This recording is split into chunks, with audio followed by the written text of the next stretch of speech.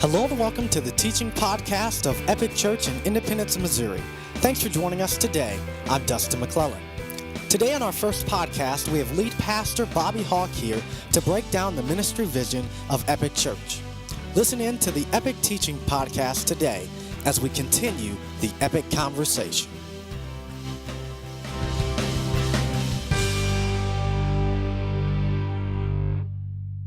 Today, as you've heard, we're sitting here with Bobby Hawk, lead pastor of Epic Church. Bobby, thanks for joining us today. Yeah, great to be here. Talk to us a little bit about the vision of Epic Church. You know, we have those that may know of Epic Church, may attend Epic Church, but may not have an idea of what our vision really is for Independence, Missouri. Sure, and I think it's a great start to always lead with vision. And one of the things I want to clarify even before talking about the vision statement is really where we want to be as a church. It doesn't necessarily describe where we are. We hope in many ways it does, but it's more of a picture of where we want to be. So when we say Epic Church is a multicultural and multi-generational church in the Kansas City metro area that exists to make Jesus famous one life at a time, what we're really saying is that's the picture of who we want to be as a church. The first couple things, Dustin, that stand out in that are very intentional for us, that we want to be both multicultural and multi-generational. Okay. And multicultural, obviously, in the sense of we live in a city that's multicultural. We want to represent that. And multi-generational, our target isn't necessarily a certain age group or even a certain stage in life. Our target is primarily people that don't know God. And though our ministry strategy is going to appeal maybe to those that are young or young at heart, we still want to be a church that represents a variety of generations kind of coming together. And so that's a start for us. You mentioned that word target as you were talking about the general vision. Talk to us a little bit about the target for Epic Church specifically. Sure. Every church has a target, and you have a target whether you realize you have a target or not. And so we've tried to open our target up as wide as possible, but yet being as specific as possible. So the wideness of it is we're not targeting an age or stage in life. What we are targeting is what we would call pre-churched and de-churched people. Okay. The pre-churched, those are people we would consider that have never really been exposed to church, or at the very the most they have attended occasionally on those holiday type weekends, or possibly even just maybe as a child they went to church, but church was never really ingrained in their life. And de-churched people are people that in our eyes have been at church at some point, but are now not a part of the church, and there could be a variety of reasons why, but we want to reach out to them. And so our target is not people that currently attend another church. We're not trying to be the next coolest thing on the block. Sure. We're really going after the people that, for whatever reason, aren't in a church right now. And those are the people that are oftentimes, they feel left out, and churches a lot of times just leave them out.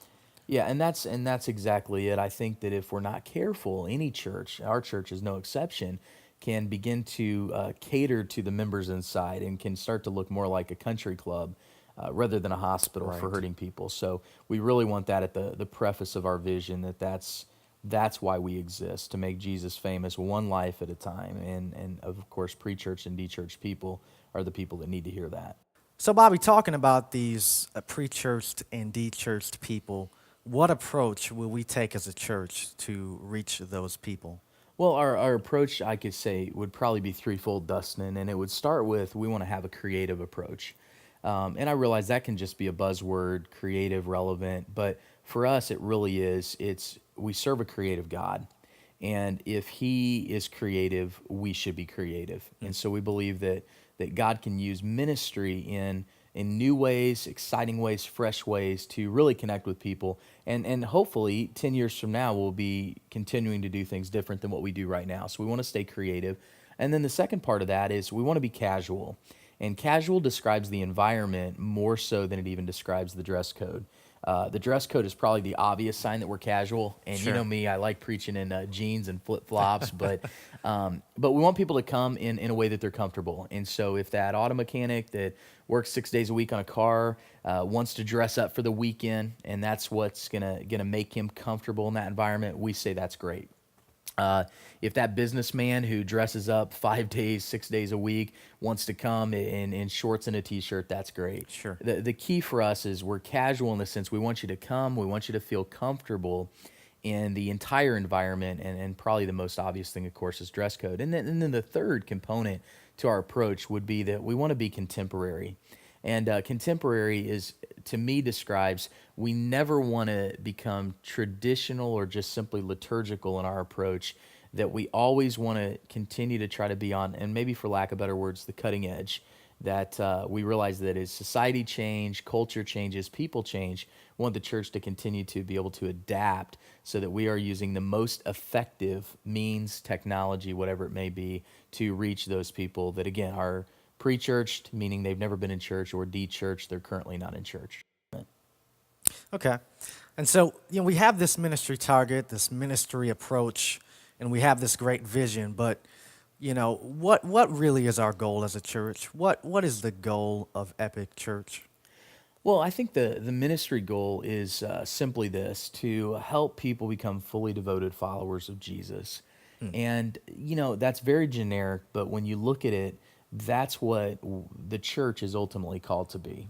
And so when we say that we want to make Jesus famous one life at a time, we really mean that. It's about one individual person at a time becoming that fully devoted follower of Christ. And though we realize we're never gonna make it.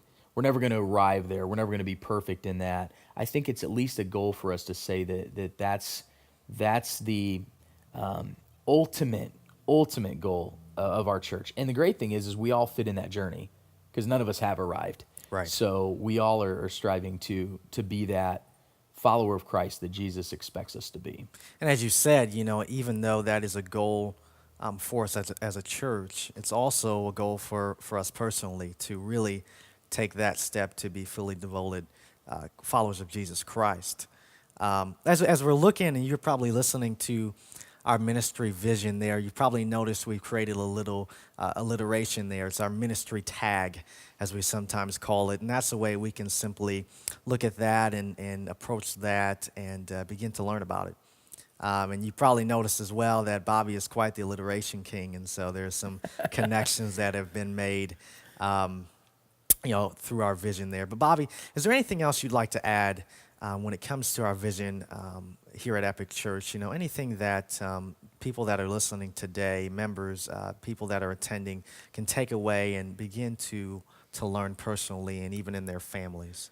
Yeah, I hope that, when we picked the name of Epic Church, it was intentional. And we chose Epic because Epic actually defines our ministry strategy. When I say we want to help people become fully devoted followers of Jesus, I think there's often a question, how do I do that? And so the way we feel like the church can come alongside and help with that is to, number one, experience. That's where the E comes from in our name. Mm-hmm. Experience God. We'll talk a little bit more about this in a session on ministry strategy.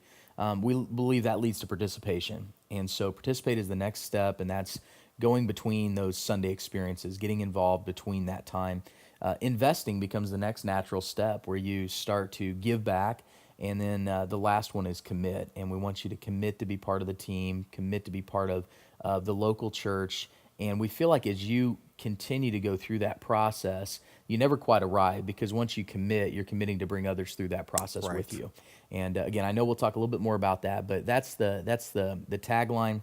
That's who we are, and that's the desire of who we want to be in our vision at Epic Church. So if you didn't catch that, the ministry strategy of Epic Church is simply this: to experience, participate, invest, and commit. And that really defines Epic for us. Well, Bobby, thanks for joining us today and enlightening us a little bit on the vision of Epic Church. And we look forward to some more times that we'll have together. Thanks, Dustin.